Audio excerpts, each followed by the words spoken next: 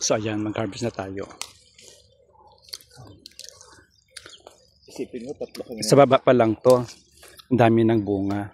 Isipin How mo, much tatlo more kami sa taas pa. So mahirap lang akyatin kasi ito pinutol na yung puno kaya hindi tayo makaakyat. So sorry guys kasi may liit lang yung height natin. Hindi ko kaya maabutin yung taas. Pero ang sarap. Ang manamis-namis. Ito oh. Ito medyo malaki siya kasi. Ito oh. May bunga, may ano pa, may bahay pa ng ibon. So kailangan abutin natin yan. Kuhanin natin siya. So. Aray. Yun na matinik lang talaga siya. Ayan. Ay, nakuha ko na siya. Oh.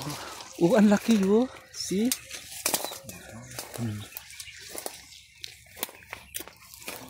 Ayan guys, so. Ibang Ang laki. ibang variety ito. Oo. Masarap siya. Yung green napaka lutong. So, ito oh, grabe. So, yung brown na yan, hindi yan sira.